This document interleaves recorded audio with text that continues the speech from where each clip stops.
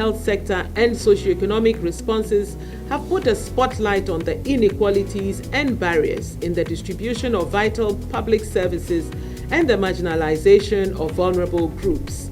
Our aim has been to invite artists from all around the world, and in particular from regions in conflict, so that the artists could create synergies and collaborations that hopefully they would be willing to continue once back home.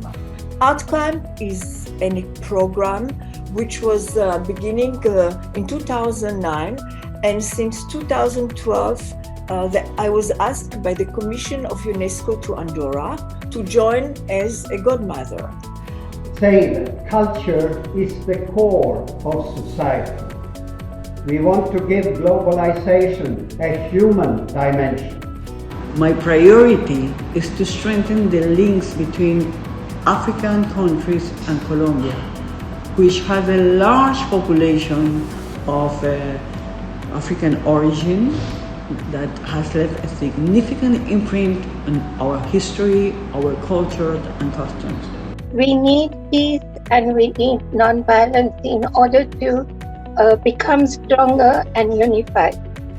Our struggle is not a rebellion against the Philippine government or any sitting administration. Our struggle is a legitimate one that is principled, well-intentioned, and collectively shared by the Bangsamoro people. It is a legitimate struggle that is recognized by the international community.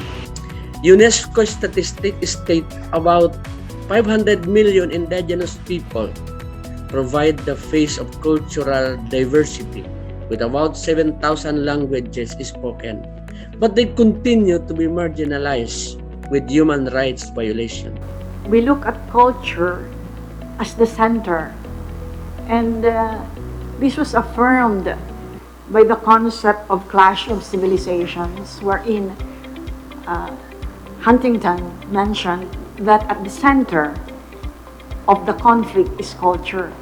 Serbia and Kosovo, which were divided from Yugoslavia, could join together in a common statement co-signed by them.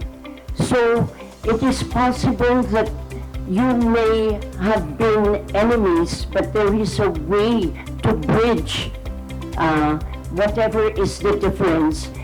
26 days ago, we witnessed a major problem, that is war, that Russia invaded Ukraine.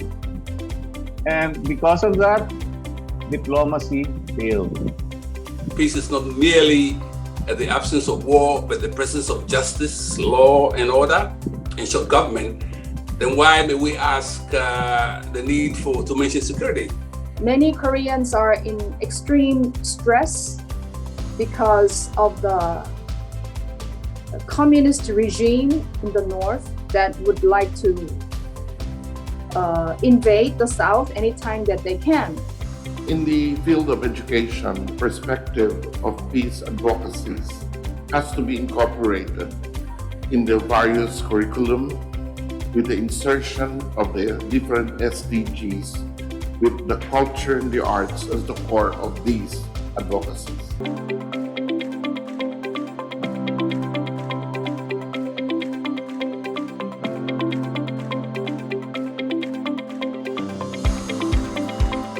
Our topic to be discussed is in the area of environment and climate change. For many, a warming climatic system is expected to impact the availability of basic necessities like fresh water, food security, and energy, while efforts to redress climate change, both through adaptation and mitigation, will similarly inform and shape the global development agenda. Our world is crying desperately for healing. We have destroyed the best of what the planet has offered to us. We are confronted in amazement of how leaders of the world fail to understand that the planet is our home. I have witnessed the importance that trade and tourism have for the development of countries. And now, after the pandemic, we need to unite efforts towards achieving the much needed economic recuperation we all need. We reiterate our commitment to the Galapagos Marine Reserve, declared a World Heritage Site since 1978, and its importance was reaffirmed at the 26th Conference of the Parties to Climate Change, COP26, held in Glasgow, Scotland. But today, we are singing new songs relating to the cries of our motherland because of climate change. We are singing of lands eroding away. We are singing of rising waters. We are singing of rising temperature. We are singing of our fight to stop climate change. While we may be at the tail end of the pandemic, with majority of the people having received vaccination, we realize that we still have to brace its adverse consequences for many years ahead. They even now consider adaptations to be part of the mitigation process, and that we need to focus on resilience is more than only adaptation, because we will not be in position to be adapted. Some of the causes of the climate changes include increased greenhouse gases emissions, that is carbon dioxide, methane, nitrous oxide, use of fossil-based fuels to include your coals, petrol, diesel, and thermal energy. Our environment, softly, is a peaceful environment and enriching one in every sector. And this has been brought about and bringing growth and development through the Second Republic. Here I want to clarify that the Southeast Pacific Ocean region is loosely defined as the eastern side of the South Pacific Ocean, shared by Colombia, Ecuador, Peru, and Chile. Climate change, it impacts all of us. But unfortunately, I think that small island states bear the brunt of the impacts of climate change, and they are really feeling the brunt of climate change, of sea level rise. We support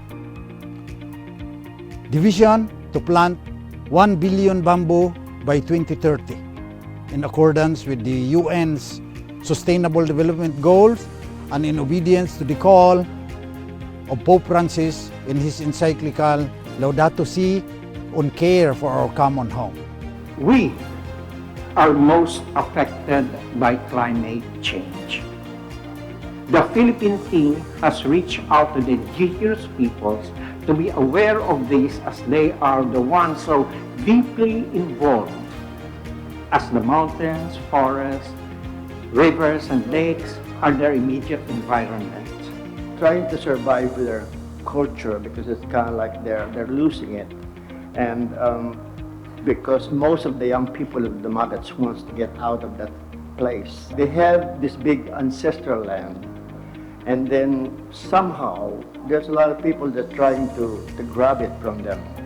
We've suffered this, small islands, archipelagic states, but we're not now alone. Even developed countries are going crazy with all of being swarmed with flooding and everything. So unless, that's why we're involving artists, educators, communicators, scientists. Unless we popularize science, then we're going to be in trouble, because we have to understand how we are impacted, how what we do in our daily lives is causing all of these problems.